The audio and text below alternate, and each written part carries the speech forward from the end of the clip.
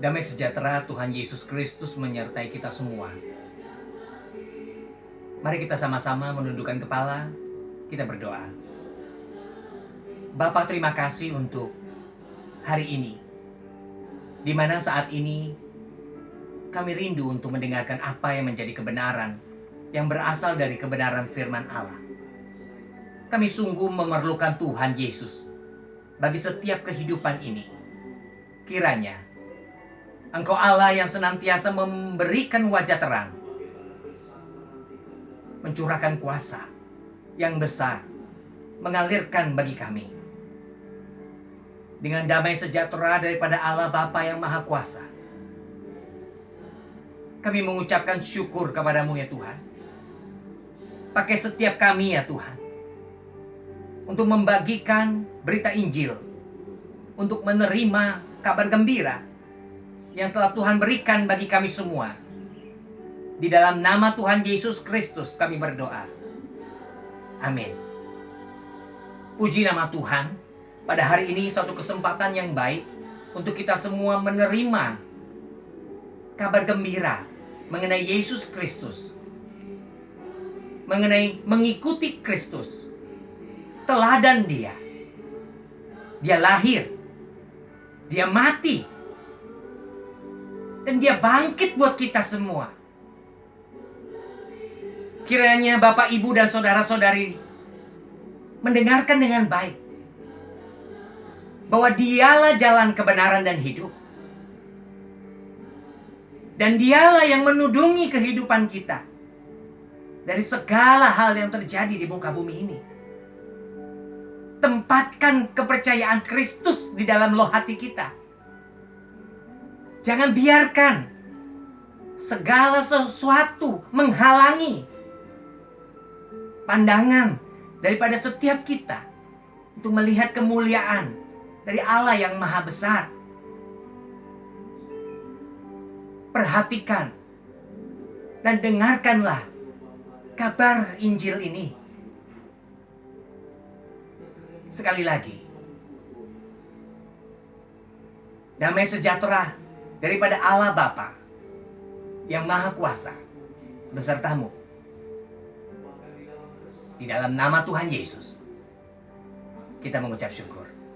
Haleluya. Amin. Berjumpa dengan saya kembali. Kita akan sama-sama melihat di dalam pembacaan Matius pasal yang ke-4 ayat yang ke-18. Perikop di dalam pembacaan Injil Matius ini mengenai Yesus memanggil murid-murid yang pertama. Sabda firman Tuhan, dan ketika Yesus sedang berjalan menyusur Danau Galilea, Ia melihat dua orang bersaudara, yaitu Simon yang disebut Petrus dan Andreas saudaranya. Mereka sedang menebarkan jala di danau, sebab mereka penjala ikan. Yesus berkata kepada mereka, "Mari, ikutlah aku, dan kamu akan kujadikan penjala manusia." Mari, dengarkan firman Tuhan saat ini dengan benar. Perhatikan dengan tepat adanya. Pisahkan kejenuhan, kebosanan, kekhawatiran yang terjadi di dalam kehidupan kita, di dalam keluarga. Pisahkan. Jangan campur adukan pada waktu kita mengalami Kristus. Biarkan Dia bekerja di dalam hidup kita. Firman Tuhan jelas berkata, "Mari, ikutlah aku menjadi penjala manusia."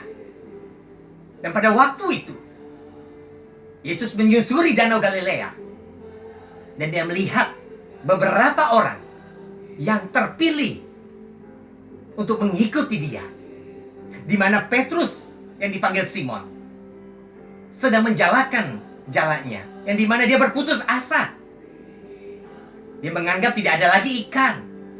Tapi Yesus berkata, "Tebarkan jalamu."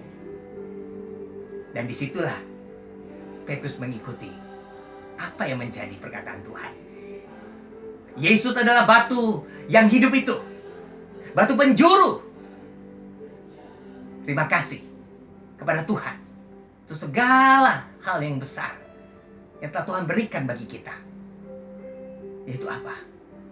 Kehidupan bersama-sama dengan Dia. Bapak, Ibu, Saudara sekalian, mari ikut Yesus. Mari ikut Dia punya teladan. Lahir, mati, bangkit. Di dalam pembacaan yang selanjutnya, di dalam Matius pasal yang ke-9, di dalam ayat yang ke-9. Di sini kita bisa baca bahwa Matius pemungut cukai mengikut Yesus. Yang dimana pada waktu di zamannya, seorang pemungut cukai adalah orang-orang yang berdosa, yang mengambil bagian-bagian daripada rakyat di sekitarnya.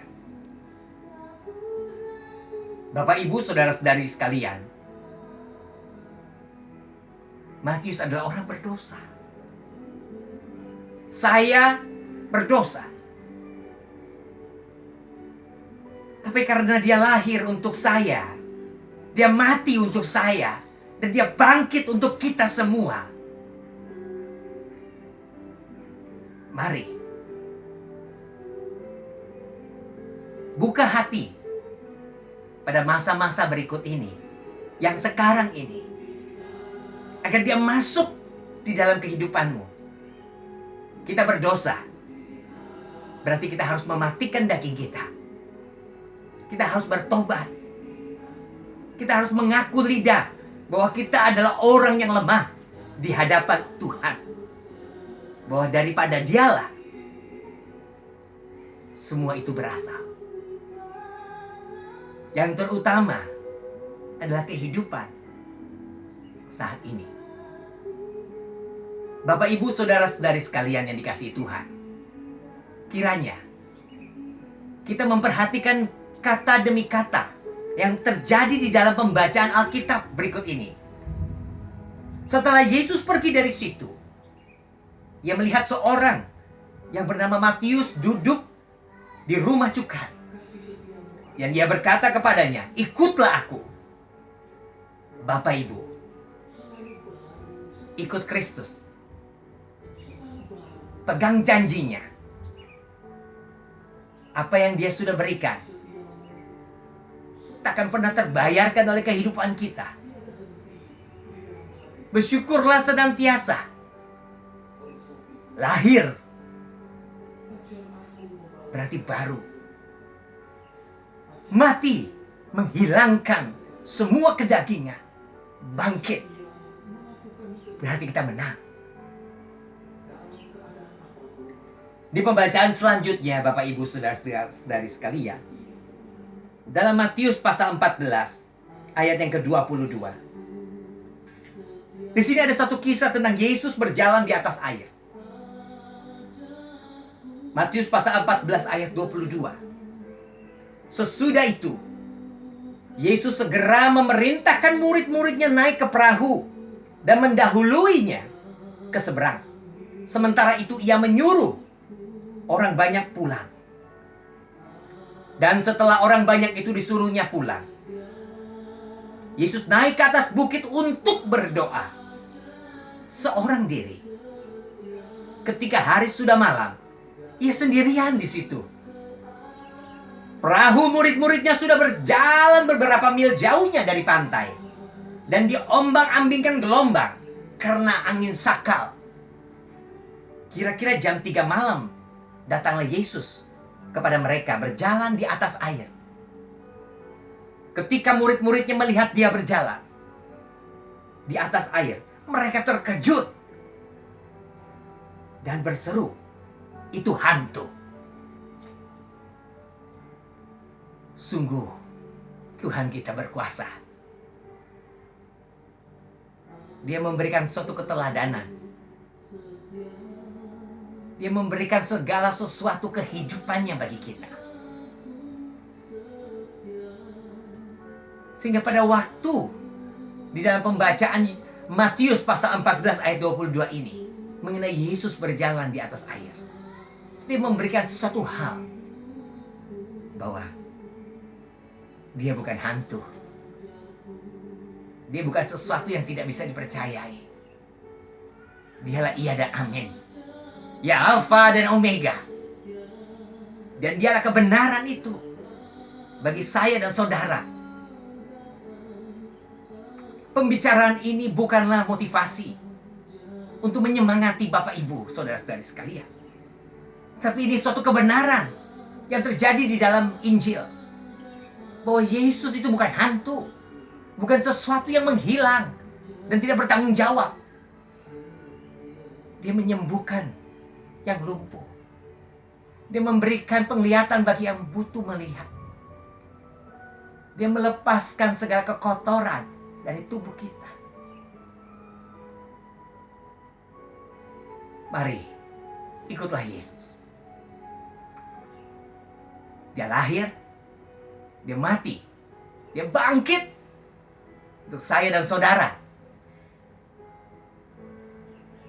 Yang terakhir, Bapak Ibu saudara-saudari sekalian, di dalam pembacaan Matius pasal yang ke-22 ayat yang ke-15 tentang membayar pajak kepada kaisar. Pada waktu itu orang-orang Farisi bertanya kepada Tuhan, apakah kita boleh untuk membayar pajak kepada kaisar? Lalu Yesus menjawab, apa yang menjadi bagian daripada kaisar, berikan.